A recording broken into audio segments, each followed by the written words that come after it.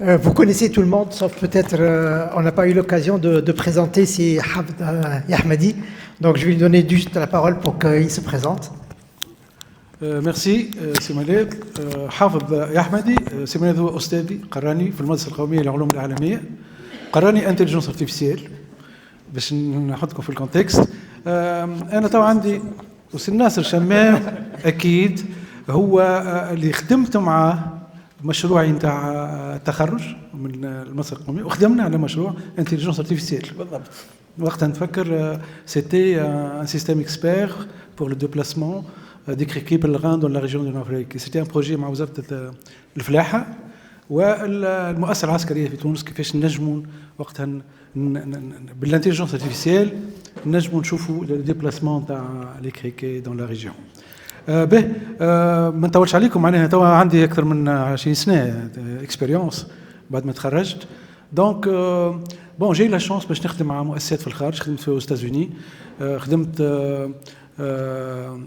sur de projets de consultation. وتوا essentiellement نخدم مع اليون United Nations شوية sur des consultations sur le projet national tunisien اللي هو يتسمى e-accessibility، معناها l'inclusion digitale، تتسمى بالعربي النفاذية الرقمية للأشخاص ذوي الإعاقة، معناها وفيها des approches كبيرة نتاع l'intelligence artificielle, ce qu'on appelle غدوة avec l'intelligence artificielle, avec les machines intelligentes. Comment on peut inclure معناها هالبوبيلاسيون هذه اللي في تونس عندنا ما يقارب نصف مليون معناها أشخاص في حاجة باش يكونوا inclus في الاقتصاد الرقمي. وإن شاء الله المشروع ينجح وقتها حتى دو بوين دو فيو معناها نمو في تونس اقتصادي، حركية اقتصادية تعاون برشا البوبيلاسيون هذه. C'est en cours, Inch'Allah Rabbi yawafaqna al-kull. Merci. Merci beaucoup, c'est Hafd. Bien, peut-être que vous avez le micro, donc on va continuer sur ça. Je vous propose qu'on fasse un peu le tour du panel pour chacun donne un peu sa vision de ce qu'il pense que l'IA pourrait apporter sur le plan pratique, sinon pas sur le plan théorique, à l'enseignement et particulièrement dans le contexte tunisien. Donc je vous laisse la parole, allez-y ça. Merci. Donc la question, chauffe le sujet, il est très intéressant, effectivement. Un des piliers de développement dans le pays. شو كنقارن l'université الرول تاع الجامعة التونسية وفي علاقتها بالقطاع الخاص معناها السيكتور بريفي. Nous avons toujours un problème réglementaire. معناها ce lien ما بين البحث العلمي و comment il peut contribuer على القطاع الخاص و كما الانتليجنس ارتيفيسيال اليوم في تونس لو كانت عندنا دي لابو دو ريشيرش نجموا نخدموا دي بتي موتور يعاونوا تكون عندهم ليان بالمؤسسات الصناعيه. هذا ان بروبليم. Donc la question comment peut-on bridger entre l'université ou recherche scientifique et le secteur privé خاطر تطلب ميزانيات تطلب امكانيات. وهذا هو انا كي قريت السوجي ركزت عليه معناها يلزمنا ريغلامونتاسيون تشجع البحث العلمي خاصة في المجال كما الذكاء الاصطناعي اللي يعطي خلينا نقولوا افونس للتطوير، يبني شراكة كبيرة مع القطاع الخاص، والقطاع الخاص ينجم مثلا يعاون البحث العلمي لي لابو دو ريشيرش دو فاسون معناها هكا، ويكون مثلا اكزونوري دي تاكس ولا حاجه كيما هكا. وستازوني لي كومبيس الكبار مثلا يونيفرسيتي اوف ساوث كاليفورنيا قريت فيها وشفت معناها الاسباس وشفت الكولابوراسيون ما بينها وما بين لي سوسيتي الموجودين المؤسسات الكبرى غاديك الى اخره. Il y a que de شراكات كبيرة، بارتناريا كبيرة. تعرفوا انتم نعطيكم اكزامبل، تعرفوا مايكروسوفت وقت تعاقدت مع الاوبن اي قداش حطت انجكتيت 10 مليار دولار. ايماجيني معناها الفلوس هذه باش تخدم على سيكتور تراه هو الفيتور غدوه. باش نعطيكم فكره باش ما نطولش برشا. نتفكر انا في لي زاني 2012 ابيبري هكاك je travaillais avec Microsoft. Et soudain, جينا خبر معناها لو موديل دو بيزنس نتاع الشركه الكل مش يتغير. قلنا شنو هي الحكايه كيس كي سباس؟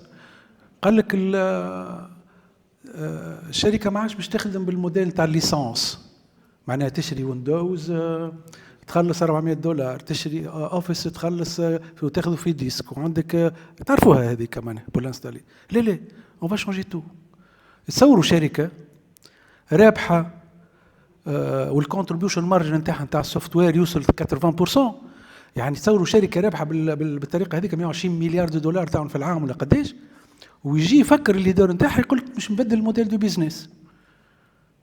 اي سيتي وبدلوه. نقول لكم الحكايه دي كويس. il s'agit de الكلاود كومبيوتينغ، il s'agit de software as a service. والموديل نتاع المونتاج فينانسي جديد باش يعملوه هو باي از يو جو، اللي هو تعرفوا الكلاود.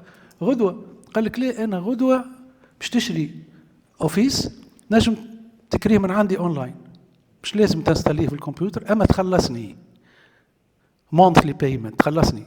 معناها يسموها هما كونسوميريزيشن اوف ذا اي تي. معناها الاي تي ولات ستيك، الاي تي ولات السونات.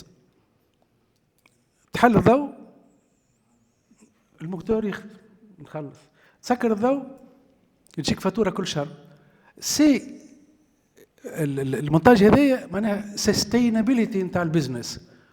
معناها البزنس مش يولي سستينابل، معناها افي. الكليون مش يولي يخلص فاتوره كل شهر على حد السوفت وير اللي عامله. جو مو رابيل تري بيان على ليبوك هذاك لي ديسيزيون تاخذوا في ساعه. ايماجيني ما يقارب 80,000 معناها انجينيور يخدموا في المؤسسه هذه معناها بارتو، ياخذوا ابري 50% منهم باش يحطوهم في الكلاود، باش يخدموا على الترانسفورم معناها لي زوتي هذوما على الكلاود. انفستيسمون رهيب، مي لا ديسيزيون ايتي بريز. دونك هذا اللي صار في البريود هذيك في لي ديسيزيون الكبار. سكي سباس اوجوردي في الاي نفس الشيء ما بين جوجل وما بين مايكروسوفت. وتشوفوا الفلوس اللي يحطوا فيها باش شات جي بي تي توكات وغيره، ولا دو لوتر كوتي باش جوجل كذلك يربح الكومبا. فوالا دونك نو سون في بريود تري حساسه اعتقد انا بالنسبه للتكنولوجيا هذه وسكي سباس دون لو موند، والافيكتاسيون تاعها مش فقط على لاسبي ايكونوميك، راهو سوسيال كما قال سيما ايتيك زاد تري امبورتون. وفوالا en attendant maintenant qu'est-ce qui va se faire dans le monde voilà. Merci سي حافظ. سي نصر peut-être. بون ديريكت. بارك الله فيك. اول حاجه انا معناتها فخور وفرحان اللي كونا بدينا نتكلموا على جوانب تقنيه دونك دي اسبي تكنولوجيك qui sont de pointe et dans un domaine qui lui est normalement la locomotive de tout cela. C'est là donc l'enseignement supérieur et la recherche, c'est la locomotive dans presque tous les pays, c'est la locomotive. Ma question est, est-ce que chez nous l'enseignement supérieur et la recherche scientifique est la locomotive? Un. Le corollaire à cette question est, est-ce que nos dirigeants actuels, est-ce qu'ils ont une stratégie autour de l'intelligence artificielle? La seule action que nous avons vue, c'est la décision du Conseil des ministres du 12 février de créer un institut supérieur, une école d'ingénieurs en IA dans les domaines, alors le choix en culture ou est-ce que nous avons une stratégie? Parce que travailler dans l'IA, c'est deux choses l'une. Ou on est morcelé, أنا في بنزرت، أنت في صفاقس، أنت في كابس، أنت في تونس، في سوسة، chacun travaille dans son petit coin. À la grande limite, nous allons sortir quelques papiers en utilisant, comme l'a dit la collègue, j'essaie de traduire, de rédiger, de faire quelques petites expériences, et ça s'arrête là. Est-ce que c'est notre ambition? Est-ce que notre ambition ne peut-elle pas devenir « je veux être producteur » Mais l'air l'a répété 3 ou 4 fois, la base de données que nous avons des bases de données tunisiennes, dans le domaine médical, dans le domaine économique, dans le domaine... Je me souviens, quand on avait travaillé sur le crédit scoring, nous avons une base de données au niveau des banques. Quand on a travaillé au niveau de l'eutéroïdie, nous avons des bases de données au niveau des hôpitaux, etc. Ne peut-on pas développer un certain nombre de moteurs et faire de la recherche autour de ce que nous avons en collaboration? Deuxième chose, donc si nous n'avons pas de stratégie, si nous ne construisons pas cette stratégie, si nous ne ne travaillons pas sur les big data que nous avons, quelle est notre stratégie au niveau de l'enseignement supérieur? Que je reste dans mon petit coin à travailler au niveau de l'UNIT ou au niveau de Subtech avec un petit projet et je suis très content, j'ai des ambitions. La deuxième conséquence, c'est qu'en travaillant de cette manière-là, je vais voir mes ingénieurs, mes docteurs, trouver des appâts, trouver des attractions de la part d'autres pays et puis partir ailleurs. Si nous n'avons pas de stratégie. Et si nous ratons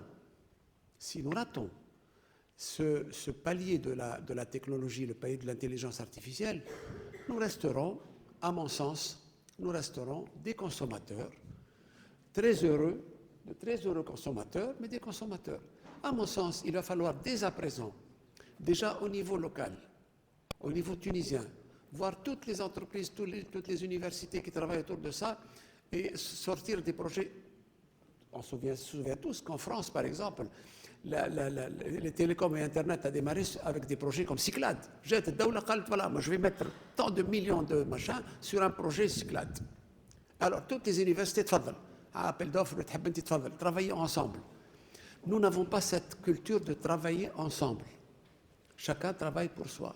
Et je pense que là, c'est un drame. Et nous devons peut-être au niveau d'associations, de regroupements de compétences, réfléchir sur cela et proposer au niveau du gouvernement. Parce que là, je ne vois pas où est-ce qu'on peut aller avec des petites recherches sages. Sauf si il y a le budget, voilà, sauf si on est en relation avec de grands laboratoires pour faire de grands projets. Les petits projets ne nous mèneront à rien. Merci. Merci, Sinas. Donc ça, c'est réellement l'expérience de tant d'années dans le domaine de la recherche-développement, enfin la recherche en enseignement supérieur qui fait qu'effectivement, qu'on peut se poser des questions de ce type-là. Je ne sais pas, si Raouf, la Russie. On a présenté, c'est Raouf. Et je pensais qu'il n'était pas à présenter. Je vais me présenter en cours de parole. Donc, en fait, lorsque je vais parler, je vais me présenter parce que je n'ai ça avec une citation d'un sociologue qui s'est beaucoup occupé d'Internet, avec l'apparition d'Internet. Cette citation, qu'est-ce qu'il dit? Il dit l'Internet, oui, certains refusent l'Internet parce qu'à chaque fois qu'il y a quelque chose de nouveau, il y a un refus quelque part. Alors, qu'est-ce qu'il dit? Il dit, écoutez, si on ne s'occupe pas d'Internet, c'est lui qui s'occupera de nous. Autrement dit, rejeter, ça ne sert à rien. On aurait pu dire la même chose des réseaux sociaux. Et puis, donc, il y a eu, en fait, à mon avis, 3 grandes étapes. L'Internet, 94, quelque chose comme ça. Les réseaux sociaux vers 2014, je pense, ou un peu avant, avec Facebook essentiellement au départ. Et puis 2023-2024, ChatGPT, la révolution de l'IA. Donc c'est la même chose pour l'IA. Si on ne s'occupe pas de l'IA, elle s'occupera de nous. Donc on sera une victime, en fait. Si on ne s'occupe pas de quelque chose, on sera sa victime. Donc on doit s'en occuper, on doit la maîtriser de bout en bout, pas uniquement comme utilisateur, mais aussi comme producteur. L'enseignement supérieur. Quel est le rôle de l'enseignement supérieur? Alors l'enseignement supérieur, il est au cœur de l'innovation et de toute innovation. Pourquoi? Moi, personnellement, justement, je vais me présenter. J'ai vécu l'arrivée de l'Internet au sein du ministère de l'Enseignement supérieur pour accompagner l'évolution et l'introduction de l'Internet au sein des universités. On avait 200 établissements d'enseignement supérieur, maintenant une dizaine d'universités. Informatique et Internet. Donc il fallait mener ce changement. Donc on a introduit la DSL avec le centre Khawarizmi, on a eu des conventions avec Microsoft pour justement acquérir les fameuses licences. En parallèle, on avait une convention pour différentes activités en partenariat avec Microsoft. C'est comme ça que j'ai connu Sihafz, qui était en ce moment-là à Microsoft. Et donc, on a eu plusieurs projets. Ensuite, on est passé au service en ligne de l'enseignement supérieur, l'inscription universitaire en ligne. l'orientation en ligne, divers autres projets en ligne. Donc, c'était l'administration électronique. Donc, on a accompagné ce mouvement d'Internet à l'initiative d'un ministre qui croyait beaucoup, si on peut le citer, c'est Sadr Chaban. Donc, il croyait beaucoup à la technologie. Et donc, c'est lui qui a... C'était d'ailleurs la première fois qu'au cabinet du ministre, il y avait une cellule qui s'occupait de l'informatique et de l'Internet. Ce qui peut paraître inhabituel, parce qu'un cabinet, c'est essentiellement politique. Et ça, c'est la clé, en fait. S'il n'y a pas de volonté politique pour initier les changements, pour accompagner les changements, on ne peut rien faire. C'est très important que le premier responsable, que ce soit au sein d'un ministère ou au sein d'une entreprise, si le premier responsable n'est pas sensible à l'évolution de la technologie, rien ne peut se passer. Même un simple site web. Si le premier responsable ne regarde pas chaque jour le site web, ce qu'il y a, ce qui est nouveau, est-ce que le site web, ce n'est pas un objet qu'on crée et qu'on laisse de côté. Il accompagne la vie de l'entreprise, de l'université, de l'école, de n'importe quel... Donc, aujourd'hui, avec l'apparition de l'IA, je pense que le ministère de l'enseignement supérieur ou l'enseignement supérieur en Tunisie, il a au moins 3 rôles. Il y a en interne, parce que l'enseignement supérieur, sa caractéristique, c'est qu'il forme des gens. Donc, au niveau des programmes pédagogiques, ça doit être introduit. Et introduit de manière programmée, pas n'importe quelle. Donc, il faudrait qu'il y ait dans les structures de l'innovation universitaire, on s'occupe de ce volet-là pour l'introduire de manière constructive. Et ne pas laisser les choses aller au niveau de l'enseignement et de la recherche. Donc là, c'est au niveau interne. Au niveau des services administratifs, les services administratifs, ils peuvent profiter de l'IA, comme ils ont profité de l'Internet. J'ai déjà en tête une idée, par exemple, l'orientation universitaire. On peut imaginer une petite moulinette d'intelligence artificielle pour aider les élèves à s'orienter après le bac. En utilisant toute l'historique, je pense que c'est quelque chose qui peut être fait. Hein? Peut-être. Ça, c'est en interne. Il y a des idées qu'on peut développer en interne pour améliorer les services administratifs. L'enseignement supérieur, c'est aussi... Donc, il y a le volet enseignement-recherche, il y a le volet service. Il y a évidemment l'enseignement supérieur, il forme des gens pour qui? Pour l'environnement économique et social. Donc là, il doit coordonner et essayer de voir quels sont les besoins dans l'environnement pour justement ajuster ces programmes de formation dans ce sens, pour donner la place qu'il faut à cette nouvelle technologie. Donc je pense que c'est un ministère qui est au centre de toutes les révolutions technologiques, en particulier de cette révolution-là. Évidemment, là, nous sommes à Subtech. Bon, c'est une université, on n'est pas mais on peut toujours proposer et éclairer pour justement aller dans ce sens. Voilà mon idée sur cette... Merci Sirov. Je retiens peut-être là une idée très intéressante d'un use case qu'on peut voir pour avoir éventuellement un chatbot qui aide les bacheliers à faire leur choix pour l'orientation. Je pense qu'effectivement, il y a peut-être quelque chose à creuser là-dessus. Merci beaucoup. Mungkin si Yassine Frère, peut-être de votre point de vue en tant que secteur privé et en tant que société qui opère dans le domaine de la connaissance, bien évidemment, comment vous voyez l'apport de l'IA dans votre business et puis comment vous voyez l'apport de votre entreprise dans la coopération avec les établissements d'enseignement supérieur qui est plus classique, j'allais dire, avec des curriculums qui sont bien définis et par rapport à ce que vous proposez tout à l'heure. Merci beaucoup. Alors, l'idée, l'apprentissage, les modèles d'apprentissage, ils se transforment aujourd'hui très rapidement. Donc, l'apprentissage classique, comme vous dites, le cursus, voilà. Donc, on est aujourd'hui sur des apprentissages autonomes, peut-être avec une cadence personnelle, personnalisée, tout ça. Donc, c'est là l'idée, c'est un accès aujourd'hui à votre rythme, les plateformes. Beaucoup de gens aujourd'hui, ils sont à la recherche de plateformes aussi, à la recherche d'autres peut-être cursus, ou d'autres certifs, ou d'autres, je vais dire, cours, entre parenthèses, qui ne se trouvent pas ici, ou en plus, il y a ce que je vois aujourd'hui, c'est l'apprentissage, je vais dire, par la pratique. Maintenant, qui n'a recours aujourd'hui, malheureusement, donc on a fait un petit peu l'enseignement. Aujourd'hui, il y a beaucoup de fondamentales. Il y a beaucoup de gens qui enseignent à partir d'une thèse qui traîne depuis, malheureusement, donc c'est notre vérité. Donc, il n'y a pas, je pense, pour les enseignants aussi, ils doivent se remettre à niveau, je veux dire. Nous, beaucoup d'universités ou d'écoles, ils veulent aussi des abonnements, les passes pour les enseignants aussi. Avant même, pour les professionnels aussi.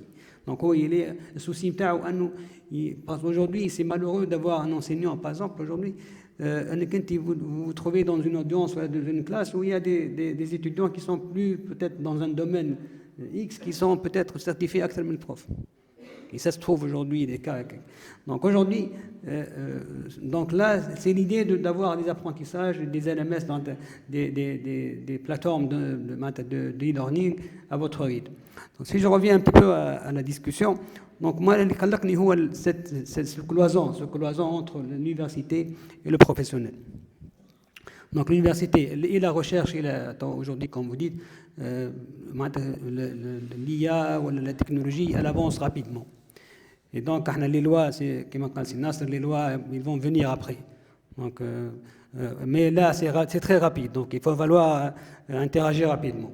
Et là, je ne veux pas, le chercheur qui est dans son coin, là, qui est en train de faire de l'abstrait, juste pour finaliser 2-3 articles pour une thèse. Je suis pour la recherche ciblée, la recherche professionnelle, je veux dire. Pour un besoin qui émane peut-être dans l'autre sens. Recherche appliquée. Recherche appliquée. Oui. Qui émane du besoin. Si vous incitez le besoin du professionnel, le professionnel, le budget. Parce qu'aujourd'hui, le challenge, c'est une optimisation des ressources, c'est une optimisation des parcours. Aujourd'hui, on voit aujourd'hui le supply chain, ou les problèmes de delivery, ou les problèmes de transport et tout ça. Donc aujourd'hui, il y a beaucoup de challenges. Donc ici, avec l'IA, avec des modèles, vous allez les optimiser, il va venir le professionnel, avec l'argent. Et là, malheureusement, comme a dit Nasser tout à l'heure, on n'a pas mis en valeur nos champions. Un Stadip, par exemple. Donc il faut mettre en valeur ces champions-là, comme un Stadip qui a réussi. Aujourd'hui, une fuite, non pas une fuite de compétences, mais une fuite de start-up aujourd'hui. Aujourd'hui, fait des projets, le Khalij, malheureusement, pour une vision 2030 ou 2050, ils sont en train de ramener nos start-up carrément. Jib start-up, oui, mais c'est le cas aujourd'hui. Donc là, c'est pas juste la compétence. La compétence, où l'IA délocalisée. Donc là, on est en train de monter des compétences, des start-up qui vont être délocalisées. Yimshi Ghadi, Hadr avec son start-up, bien sûr, il va trouver le marché, il va trouver les compétences, il va trouver l'environnement pour pour se développer rapidement. Voilà, donc il faut fédérer, comme on dit, fédérer les efforts universitaires et professionnels pour essayer un petit peu de créer un hub régional, on va dire, de technologies ou d'IA. Merci. Peut-être avoir le point de vue d'un enseignant-chercheur, le vécu de tous les jours. Ouais. C'est Mohamed Ould Hassan. Merci. Les collègues ont parlé de plein de sujets, plein de problèmes, mais moi, mon avis, c'est je suis pour l'IA à 100%. C'est-à-dire, actuellement, on va vers l'homme 2.0, si je peux dire, l'homme 2.0. Donc, il faut repenser, même avec nos enfants, la façon avec laquelle on va les préparer pour l'avenir. À l'époque, nous avons le Kuteb, nous avons le Talqin, nous avons beaucoup de choses. Mais est-ce que ça va continuer comme ça? Est-ce que pour l'avenir, pour l'homme 2.0, 3.0, est-ce qu'on va continuer comme ça? Est-ce qu'on laisse l'enfant peut-être... après, les connaissances sont là. Il suffit d'un algorithme pour prendre une décision. Ce n'est pas la peine que moi, j'ai la connaissance du monde pour que je puisse être un bon visionnaire. Il suffit d'avoir un algorithme bien entraîné pour que je prenne la décision. Donc, peut-être on doit repenser notre vision de l'apprentissage. Est-ce que, par exemple, vous utilisez l'IA aujourd'hui dans votre activité d'enseignement? Oui, j'utilise l'IA partout. Même pour proposer un examen, j'utilise ChatGPT. Oui. Donc, oui, absolument. Ça, il faut profiter parce qu'actuellement, on doit revoir notre pensée. On ne doit pas rester, par exemple, en disant pour juger quelqu'un, il faut qu'il le récite, par exemple, le 200, je ne sais pas quoi. Ça, c'est l'évolution. L'homme a fait beaucoup d'évolution. Maintenant, c'est l'évolution de l'IA. Il faut baser sur ce qu'on a. Je suis pour, par exemple, les hackers, par exemple, les pirates. Lorsqu'un pirate réussit à pirater une banque, je lui dis sahalik, parce qu'ils n'ont pas travaillé leur sécurité. Hein? Il devient expert, mais je lui dis c'est bien.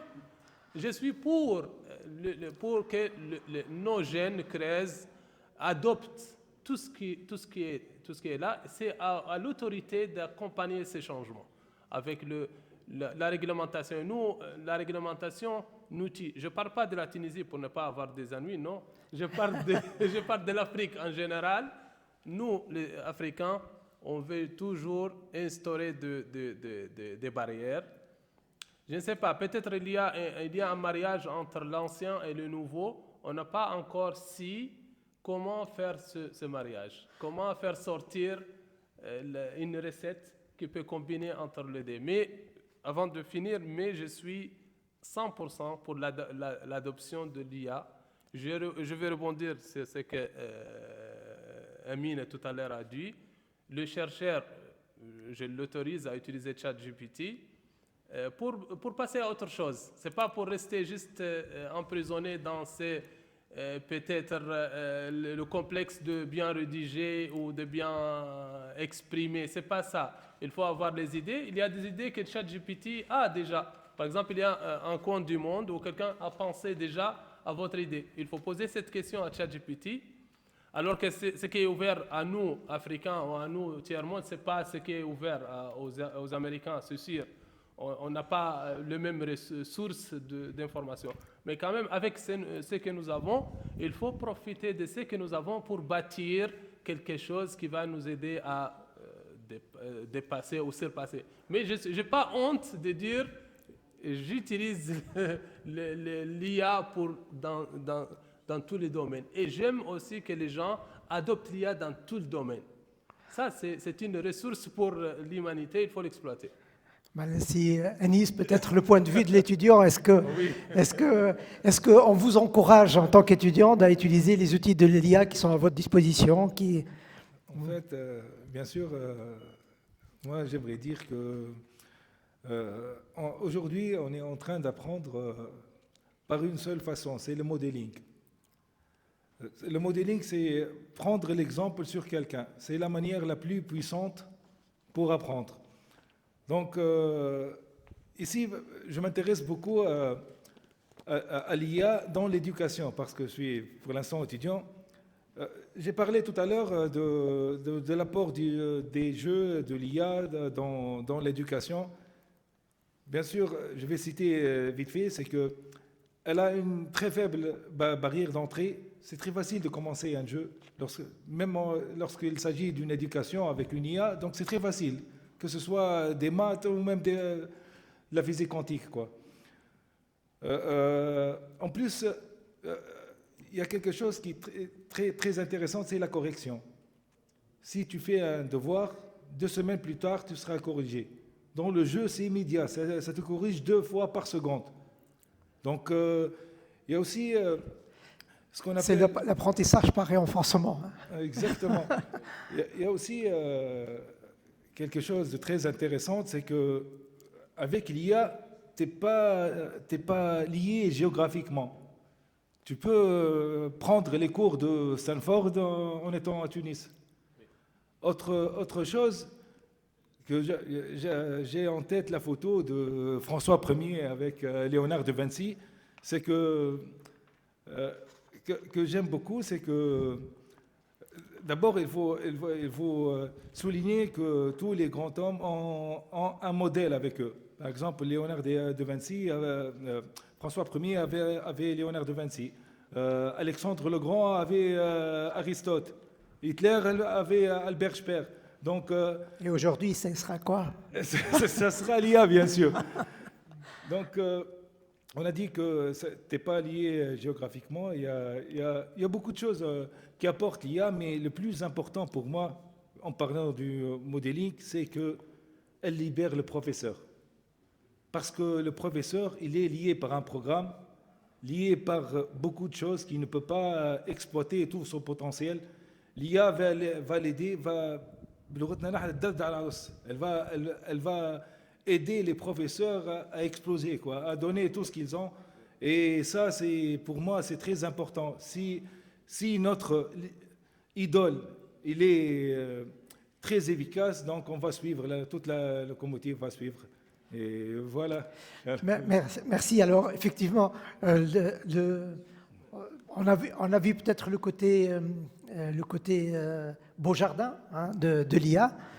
Certains n'hésitent pas à parler aussi du côté peut-être moins florissant de l'IA, les risques. Est-ce qu'on peut... Oui.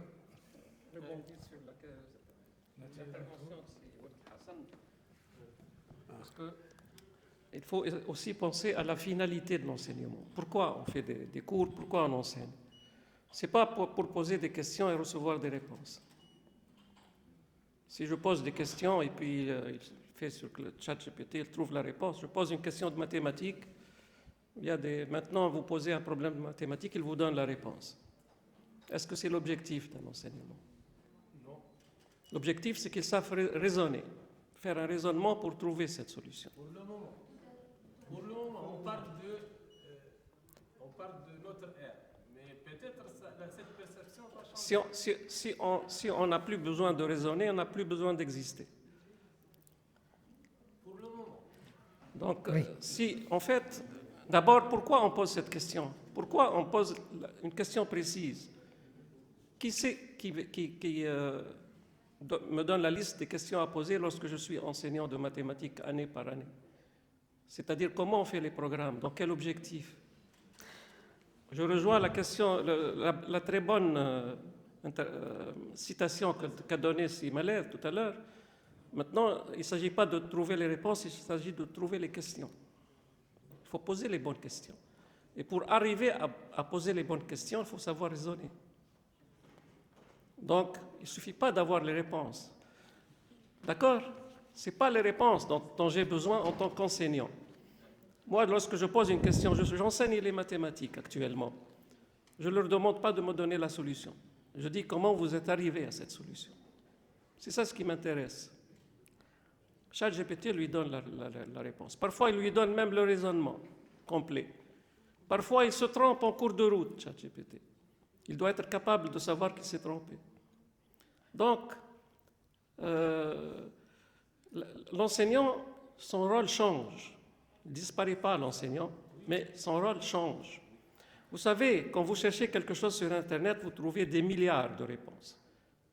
Comment détecter la bonne? Comment détecter la bonne?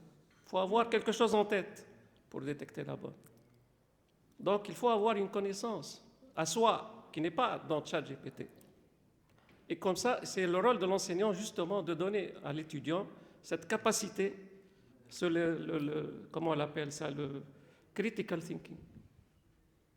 Sinon, c'est des aptitudes, c'est des sinon, on n'a pas fait notre rôle. Mais Rapidement pour passer éventuellement à autre Juste, vous en oui, je dis juste que tout cela, c'est en cours de changement. Ce que vous avez dit, moi je suis tout à fait d'accord, mais poser des questions ou savoir la bonne question, c'est lui qui va juger, c'est l'enseignant. Est-ce que l'enseignant il est à jour ou non? C'est ça la question. Peut-être l'intelligence artificielle va nous donner des ailes. Le diplôme, non, le diplôme, il l'a eu il y a 5 ou 6 ans. Ça change. Ça change. Oui, absolument. C'est ça la question. Il ne faut pas avoir. Tout à l'heure, je dis qu'il faut accompagner tout ça, il faut exploiter l'intelligence artificielle. Nous, on parle toujours de ChatGPT, mais ce n'est pas le bon exemple. Il y en a plein d'autres.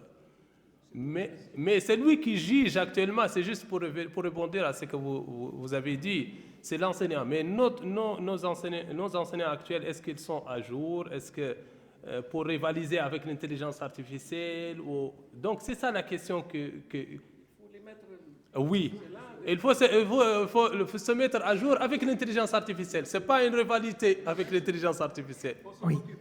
Ah oui, merci. Pour terminer, c'est une parenthèse que je vais fermer, mais simplement pour dire que la question que tu as posée est très intéressante. J'enseigne les maths ou la physique ou l'informatique ou la biologie, mais pourquoi faire? Pour qu'un jour, il puisse raisonner par lui-même. Quand il est lâché, on connaît l'homme ou la femme bien avec une bonne carcasse, quand il réagit dans un environnement parfois hostile, parfois pas tout à fait normal, quand il n'est pas dans son champ où il est à l'aise, de confort. C'est là où on voit que nous avons formé des têtes bien faites et non pas des têtes bien pleines. Moi, je veux qu'un ingénieur puisse réagir, même s'il est à Honolulu, s'il est à Ouagadougou, quand il a un problème, il doit le résoudre. C'est ça le but de mon enseignement, moi c'est pas... Maintenant qu'il utilise ChatGPT momentanément, mais quelque part, il faudrait que quelque chose lui reste ici. Nous avons une image qui m'est restée en tête, je crois que c'est vous qui l'avez, c'est l'image des neurones. C'est l'image des neurones. Nous avons des neurones et des connexions entre les neurones.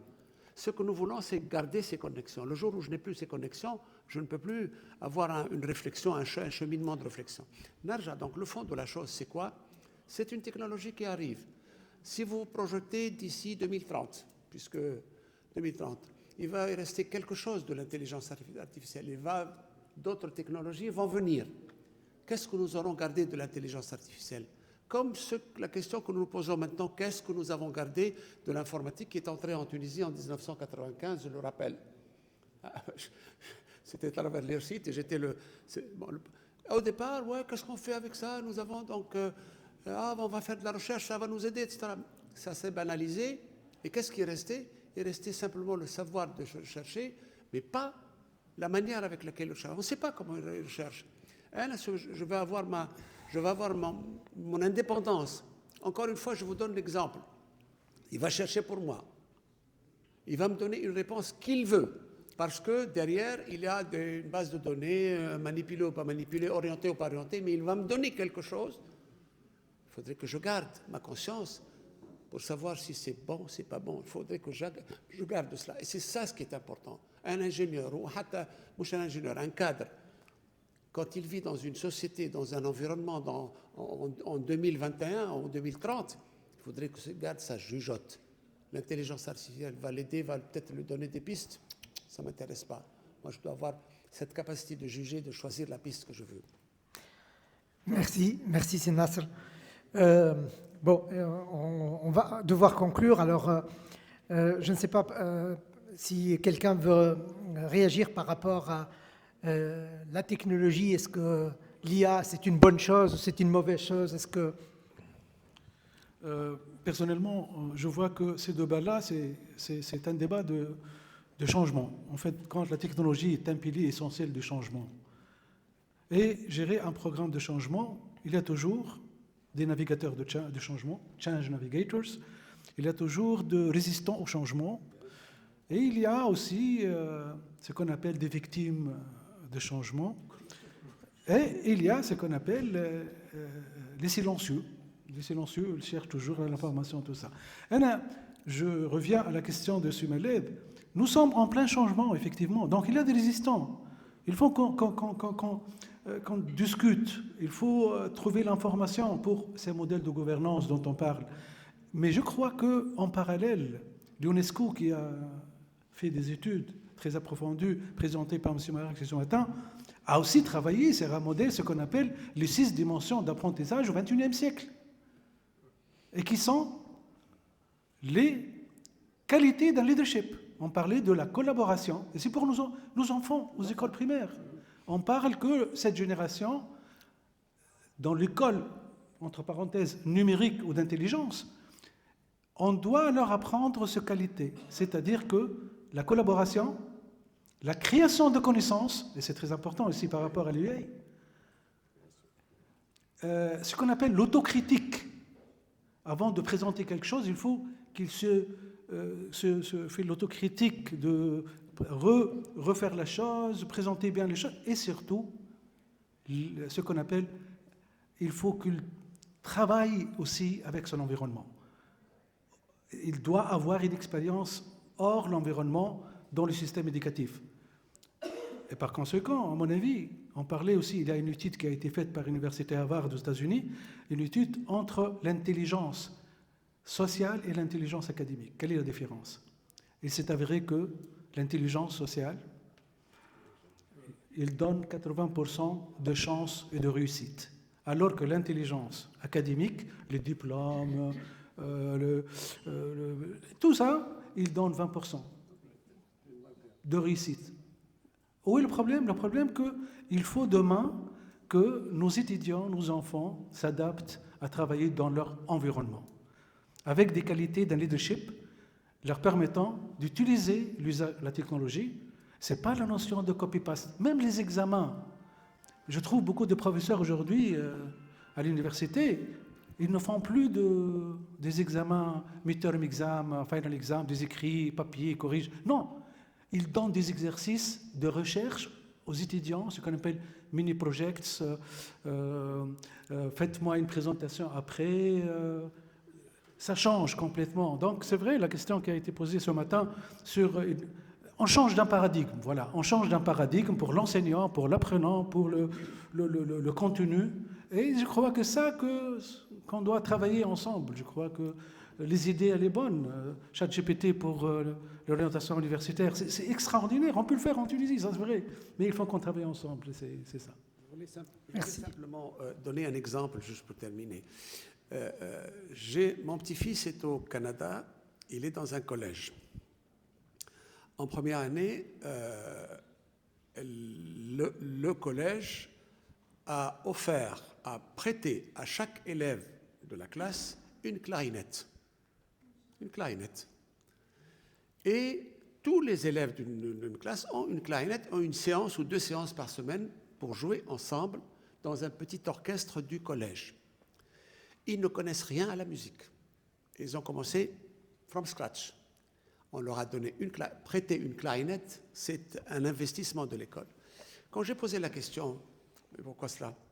On m'a dit, d'abord, comme tu viens de le dire, ils vont apprendre à vivre ensemble. C'est un melting pot, Canada. Vous trouvez l'Africain, vous trouvez l'Asiatique, vous trouvez le musulman, le juif, le machin. Melting pot. Donc, ils travaillent ensemble dans cet orchestre, travaillent dans son environnement.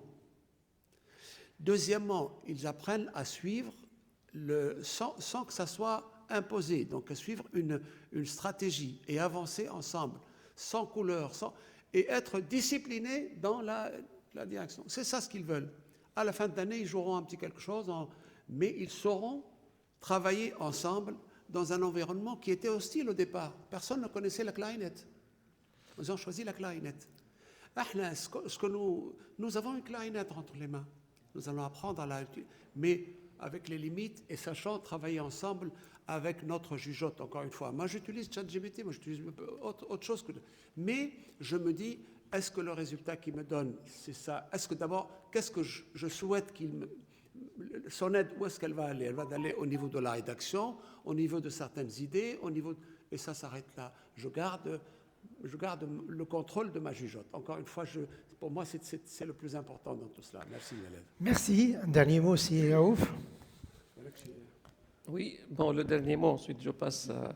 Donc, Oui, enfin, le dernier mot pour tous les panélistes. peut-être un rôle que j'ai oublié de citer, donc c'est justement pour rejoindre mon ami Mohamed. Donc, il y a un effort à faire sur l'enseignant. Peut-être que c'est aussi une réponse à pourquoi on a choisi l'IA pour transformer une école de lettres et de sciences humaines. Probablement, le ChatGPT il va porter préjudice à ces sections-là parce que maintenant, pour produire un texte littéraire, on peut prendre... Donc, il faut sensibiliser les enseignants, former les enseignants, surtout ceux qui sont un peu réfractaires vis-à-vis des technologies, les enseignants de sciences humaines, pour qu'ils arrivent à suivre C'est un changement qu'on ne peut pas éviter. Il faut faire avec, il faut le maîtriser, il faut le canaliser dans l'intérêt. Il faut une vision nationale Et qui il faut pousse vers ça. bien sûr. En attendant la vision nationale, chacun doit faire son effort de son côté. Absolument, merci. Juste pour conclure, donc pour un peu apporter une conclusion à Pour cet conclure, je échange. dirais que la technologie, elle est là aujourd'hui. On ne peut plus dire non. Mais il y a toujours les silencieux, il y a toujours les gens qui ont peur de la technologie. Il a tendance à fermer ou à ne pas accepter. Aujourd'hui, on ne peut pas ne plus accepter. L'IA, pour moi, c'est un outil très fort, mais qui m'a ça évolue très rapidement. Et là, j'ai peur que la stratégie va tarder un petit peu. Donc, pour développer des stratégies, pour développer pour fédérer les efforts industriels et tout ça. Aujourd'hui, la révolution industrielle, l'industrie 4.0, elle est basée, l'une des composantes, c'est l'IA. Donc, si aujourd'hui la réforme, la mise à niveau des industriels dans les années 2000 pour un petit peu concurrencer, aujourd'hui, il faut falloir accélérer parce que on va plus être compétitif sur malheureusement à l'échelle macro, à l'échelle politique. Donc on va pas être compétitif sur notre modèle industriel et tout ça.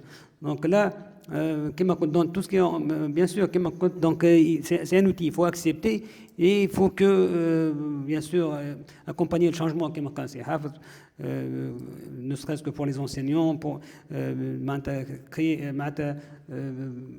l'utiliser pour innover au sein de l'entreprise et tout ça, donc, et au sein même de l'université. Donc, je pense qu'il faut fédérer les efforts, il faut travailler ensemble. Il faut les projets de PFE, tout ça, pour les enseignants, individuels, travailler en groupe, essayer travailler en équipe, ça, c'est une capacité aussi aujourd'hui. Des ingénieurs, donc il faut que les enseignants, que les étudiants fassent des projets. ما تخليش انت يخلط المرح لانه يكبا كوبي دونك يفو يبدا من البزوان يفو ديتكت لو بزوان ويبروبوز دي سوليوشن معناتها بور كلنا نخرجوا دي enseignants des étudiants entrepreneurs aujourd'hui et pourquoi pas avec des startups et tout ça. Merci. Encore un petit, juste donc pour la conclusion, pour chacun de vous, un petit mot de conclusion. Oui, juste pour revenir, oui, c'est Rapidement, s'il vous c'est plaît. intéressant, rapidement. C'est juste deux mots. Nous, on ne doit pas avoir peur de l'IA. C'est ce qui a échangé, notre collègue a dit, c'est le cloud computing, c'est-à-dire nous, en tant qu'humains, on fait de l'intelligence depuis notre existence. Mais on fait l'intelligence avec nos cerveaux. Maintenant, on fait l'intelligence avec d'autres cerveaux, avec les clouds. C'est pour cela qu'il nous a donné cette puissance-là. Mais on ne doit pas avoir peur de ça. C'est toujours notre intelligence qui a été modélisée dans la machine. Et la machine a donné plus de puissance à cette intelligence. Exactement ça. Donc, on est d'accord, hein, en extension. En deux mots, parce que j'aime trop les exemples, ce qui est très, très bien, entre parenthèses, dans le Covid, c'est qu'il nous a rendus antifragiles. Je m'explique, antifragile, c'est-à-dire quand je prends mon téléphone et je le jette, donc il se casse, donc c'est fragile. S'il ne se casse pas, donc il est résilient. Mais si je le prends et je le jette 2, 3 fois, à chaque fois d'une hauteur différente, donc ça sera antifragile. Donc c'est exactement ce qu'on doit être avec l'IA. Antifragile, c'est-à-dire qu'on va avoir des attaques, des débordements de l'IA. On doit être très costaud, on ne va pas être très sensible au changement et il ne faut pas contrôler l'IA avant qu'elle existe. Merci. Merci beaucoup. Alors, pour conclure avec ceci, je voudrais dire quand même que l'IA, c'est une technologie, ni plus ni moins. Et toute technologie n'est ni mauvaise ni bonne. Ce qui est bon ou mauvais, ce sont les usages, ce qu'on fait. Et donc, c'est à nous, en tant qu'humains, de faire le bon usage de l'IA. Donc, la responsabilité par rapport aux usages de l'IA. Merci beaucoup pour ce panel. Merci pour votre attention.